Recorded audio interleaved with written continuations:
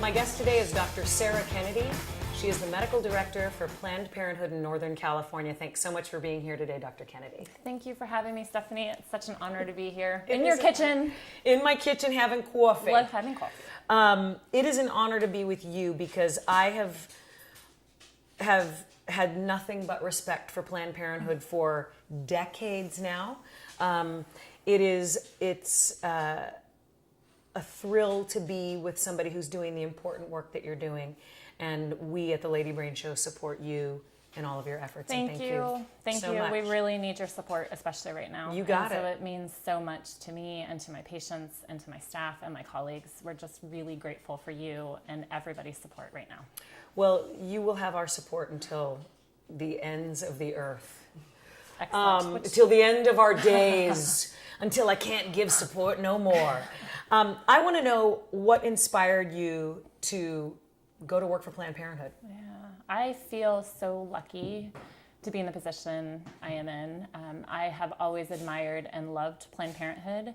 I'm an obstetrician and gynecologist by training, and really have dedicated my life to working with the poor and women who face obstacles in obtaining health care. Planned Parenthood represents that more than anything else, more than any other health care organization in the country. I mean, we are dedicated to taking care of the most vulnerable, to making women and men and their children healthier, and to creating healthy families. And so I love my job. I love my job even more right now because of the support that people are giving us and because what we do is so important. It is so important. Now, the support that people are giving you currently, given the state of affairs in the country and what's going on with the Trump administration and you being so vulnerable, is that support enough? Well, we hope so. We need you. We need everyone who's watching you. We need everyone who cares about health and cares about people to come out and take a stand. And not just for us, but for all organizations that are working against discrimination and bigotry and sexism and racism. People need to step up. They need to vote. They need to donate. They need to join organizations. They need to educate themselves, attend rallies, and talk to their neighbors, right? Talk to their neighbors, talk to their friends, talk to their family members about why this is so important right now. In terms of educating people and people educating themselves, what essential services does Planned Parenthood provide? So you may be surprised to know, just right before we started taping, you were surprised to hear that we do men's services. We are a comprehensive sexual and reproductive health care provider. So that means that basically almost anything to do with sexual and reproductive health we do. People will be surprised to learn that we do infertility services. We do a significant number of cervical cancer screening and pre-cancer lesions for cervical cancer treatment. So we do cryotherapy and LEAP to prevent the development of cervical cancer. We do breast cancer screening with breast exams and then referrals for mammogram. We do PrEP and PEP, which are two methods to prevent HIV infection. We do gender for hormonal transition, for people transitioning genders. We see a significant number of adolescents. Some of our core services are in contraception, sexually transmitted infection, screening and treatment, and abortion. And we are proud of every single service that we provide. And you should be. I'm getting a little verklempt. I'm glad that you're proud of all the services that you provide because it's incredible. I had no idea the extent of what was being offered. I know how I've benefited from Planned Parenthood for, I first went to Planned Parenthood when I was in my teens for birth control. And I've used them for other services that you provide. The people who oppose call Planned Parenthood an abortion provider. And yes, it's true, but that's not where this federal funding is going. Right. Will you please dispel those terrible rumors and that misinformation if you could? Sure. So no federal dollars go towards any kind of abortion provision. I mean, that has been the case in the United States. and continues to be the case. And so no federal dollars are already going towards abortion. What the federal dollars currently go towards, especially in California, has been the Medicaid expansion program.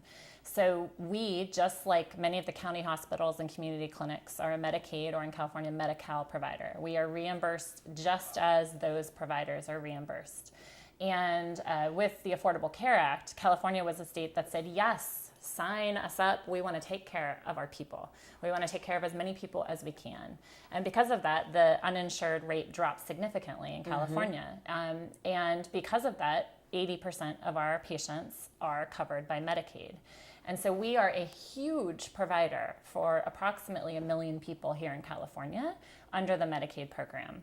And so we are strong. We will be here. Our doors are going to stay open no matter what, but we have a lot to lose with Trump's policies. And we have a lot of people who are going to lose because of them if we're not able to fight it.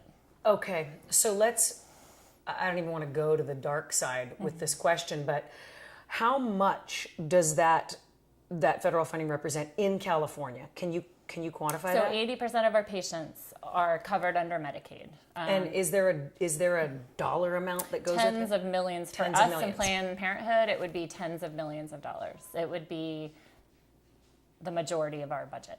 Okay, well then here's what I plan to do and what we pledge to do. You know, the Lady Brain Show is a huge proponent of raising money. We started the Mike Pence campaign, 94,000 donations later, or 96. We will continue to come up with ways, and because healthcare is a right and not a privilege. It is. And I firmly believe that. And as somebody who would have a very different situation today, if it was not for Planned Parenthood, I'm going to fight that. Thanks, Stephanie. And that's what we need. And we will, and we are going to be here because our mission at Planned Parenthood is we take care of you no matter what. We take care of all people. And it doesn't matter to us what religion you are, what nationality you are, what color of skin you are, who you choose to love, who you choose to have sex with. We take care of you, and we are going to be here. And we're going to be here no matter what comes down the pipeline from Trump, but we want to be here as strong as possible to reach as many people as possible. And that's why your support is priceless, and why we need everybody, and we need every single person to step up and to shout that this is unacceptable. It is unacceptable. All right, well, we're in it with you. There are people who oppose Planned Parenthood because they genuinely object to abortion. What do you say to those people? So I would say to those people, and I know people who oppose abortion, I would say to those people, you know, I disagree with you. I think abortion is a fundamental right in that it's part of comprehensive health care for people. But okay, you oppose abortion. I can disagree with you, but if you oppose abortion, then you, more than anyone else, should be out there demanding free access to effective and affordable contraception.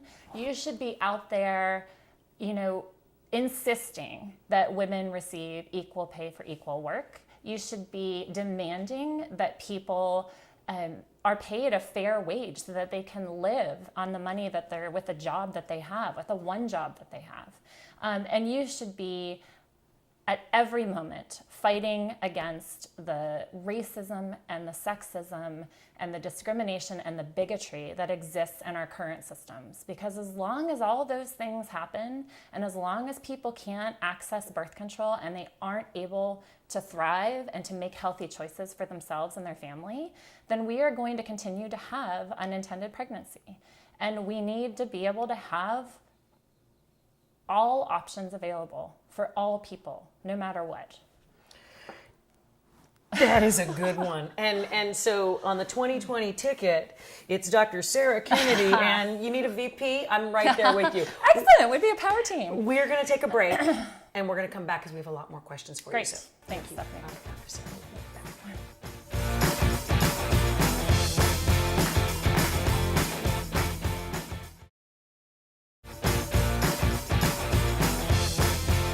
All right, we're back with Dr. Sara Kennedy, the medical director for Planned Parenthood in Northern California. Thanks. Stephanie. No, thank you. God. I mean, I just can't say it enough. Okay, so if the federal government bails on, I'm going to say us, do you think the states will step forward to fill the gap? So first, I want to say how lucky we are to be in California and to have such amazing support. We have support from Sacramento down to San Diego. Just last week, the San Francisco Board of Supervisors showed their unanimous support for Planned Parenthood.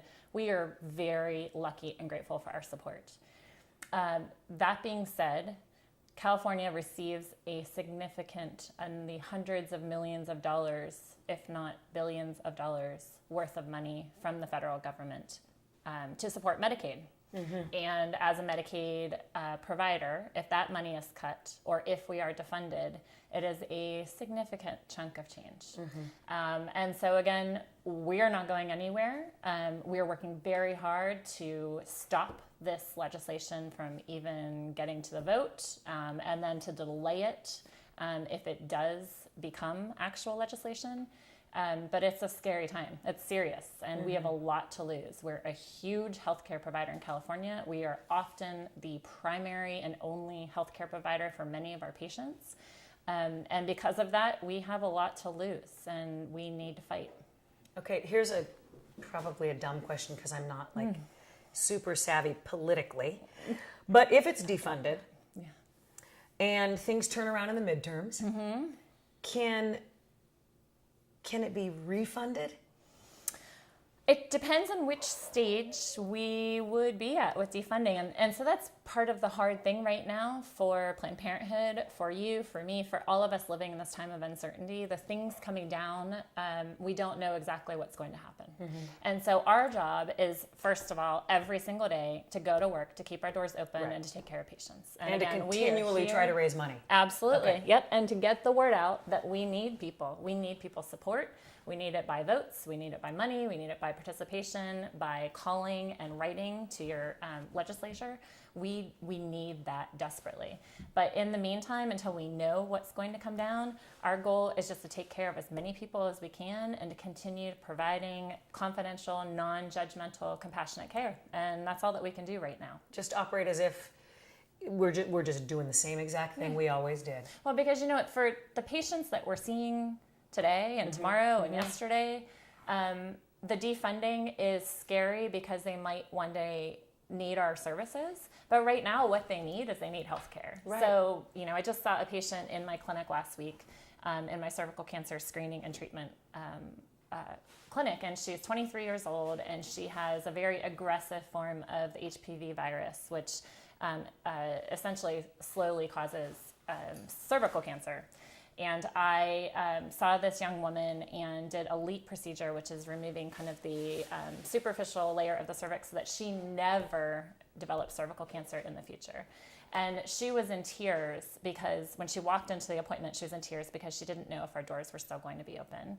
And then after the procedure, she was in tears, both out of gratitude and also fear, because if she needs follow-up, where is she going to go? We are her healthcare provider. We prevented her, hopefully, from getting cervical cancer, and she may not have anyone to go to if we don't exist. So we need to just be there. We need to be serving our community and taking care of people every single day, and we're going to fight like hell whatever comes down. I mean, I'm a person of many words, and I find myself at a loss when I hear a story like that.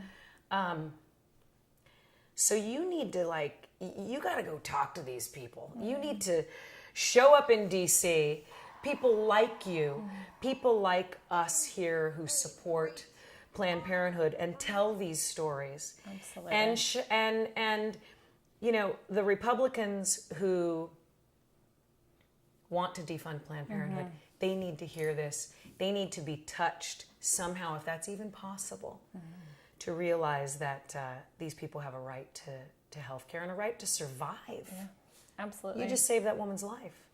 You know? Hopefully. And our care may continue to do so. And we do that. That is the reality of what we do every day. in many different ways, whether we're preventing HIV infection or whether we're offering contraception to a teenager so that they're safe and they're protecting their bodies. This is what we're a public health care provider. It's what we do. Did you ever think that it would get this bad? There's been times where it has been very challenging. It's been really scary on behalf of my patients.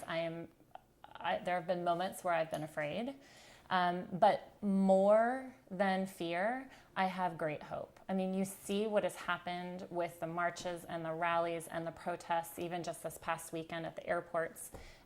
People are standing up. What we do is important. I know we're going to always be here. We're going to always be serving people no matter what. And I have great hope in our country. I really do. I think that we are going to defeat the bigotry and the racism and the sexism that exists. We're going to defeat the stuff that's coming down out of DC that is so full of hate and ignorance. We're going to do it. I agree. But we need your support. I agree, and as awful as all of this is, and this light that's shining on the hate and the bigotry, and everything you mentioned, I think out of that, this strength and this unity is going to prevail. I And agree. so I also feel really fortunate to be in a state like California where, we're fighters.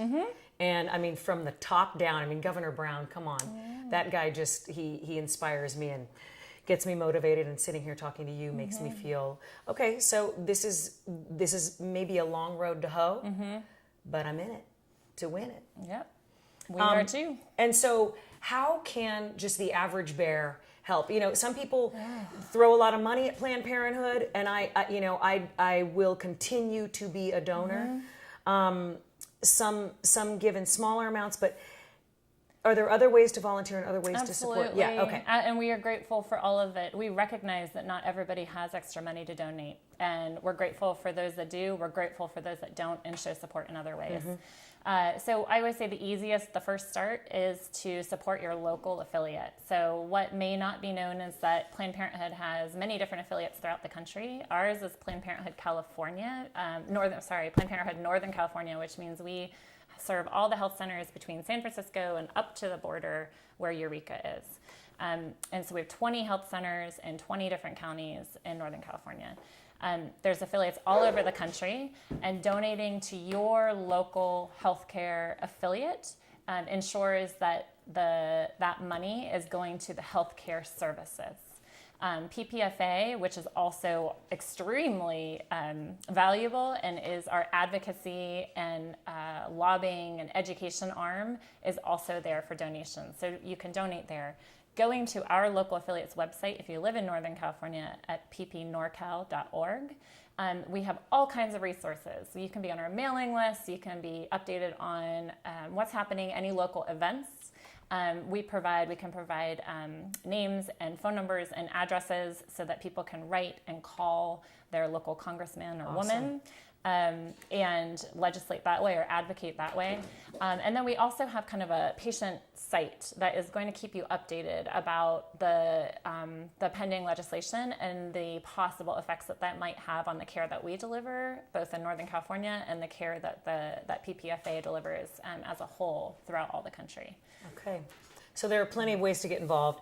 I would like to just pledge my devotion to you and to say that we will be, we'll stay in touch. And as things come down the pike, we will absolutely put that out there to our viewers and followers, because I think people do want to get involved, and we're gonna fight with you and for you. Thank you. And thank you. Thank you. Thank you so much. You're just It's such amazing. an honor. Yes. It really is such an honor to be medical director of PP NorCal. And I'm so grateful for people like you who are really helping us to take care of others. That's what we want to do. Well, so thank you so much. You're doing it. I got the easy part. So thank you very much. Stephanie, thank you so much for having me today on your show. And thank you to all of your viewers. I'm a huge fan. Oh, thanks. I'm a huge fan of your viewers and the energy behind what you are bringing. The facts that you provided alone, I think are going to turn some people who maybe weren't aware of what this is really about and the wonderful work that you're doing to save lives. Yeah, thank you very much. Out of my head, out of my head, out of my head, out of my head, out of my head, and I can't feel a thing.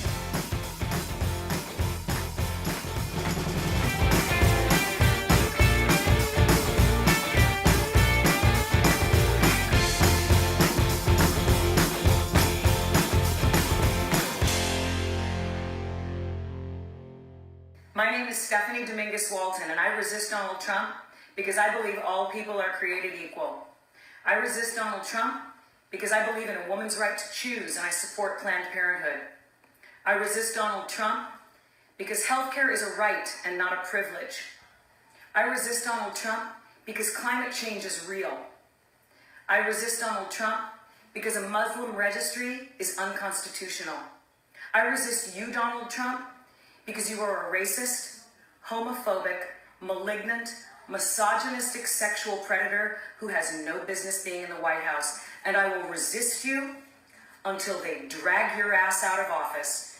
Please give to Planned Parenthood, the ACLU, PBS, or Southern Poverty Law Center in Donald Trump's name. The links and the address to the White House are in this post. Thank you.